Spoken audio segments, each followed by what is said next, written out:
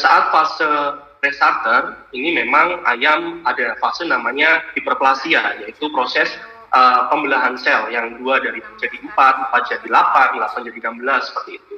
Nah, untuk mengoptimalkan proses hiperplasia ini dibutuhkan protein yang tinggi. Begitu juga dari sisi asam amino.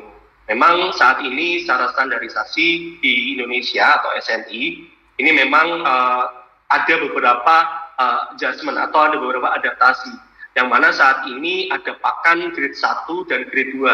Atau pakan apabila misalnya kita membuat pakan ini tidak sesuai atau tidak sepremium yang diharapkan seperti itu kan, sehingga ini menjadi alternatif bagi kita pebisnis di pakan ini, itu menjadi alternatif untuk kita bisa menjual pakan yang grade 2 tadi.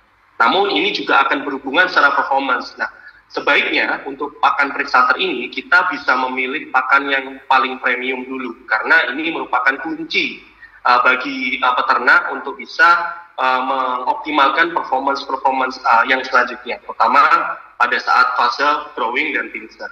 Nah, pada saat fase growing dan finisher ini yang tadinya di awal tadi proses hiperplasia, dia mengalami yang namanya pada saat growing dan finisher ini yang namanya hipertrofi atau pembesaran sel.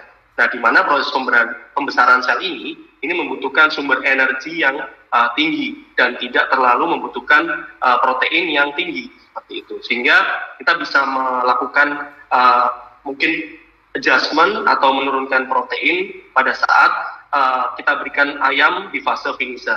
Namun kita lebih fokus ke energinya. Nah, selain itu pada saat ayam di fase finisher ini, ayam sudah mampu mengatur suhu tubuhnya, di mana ayam yang tadinya berdarah dingin mulai berdarah hangat, yang tadinya ayam butuh panas, untuk pada saat fase finisher ini tidak membutuhkan panas, karena ketika dia mengalami heat stress, ini energi yang digunakan untuk maintain stressnya seperti panting atau mungkin terbuang melalui feses ini sangat tinggi. Dan tentunya dengan meningkatkan energi ini, paling tidak kita bisa mengcover stress manajemen yang ada di fase finisher ini. Nah, namun sebenarnya yang paling kita fokuskan adalah manajemen. Dengan nutrisi yang optimal, dengan energi yang optimal, dan protein yang cukup, sebenarnya dengan manajemen yang maksimal, itu secara performance juga akan lebih optimal lagi, seperti itu. Jadi kita fokus ke manajemen dulu, baru kita melihat bagaimana spesifikasi nutrisi yang kita berikan di ayam kita, seperti itu.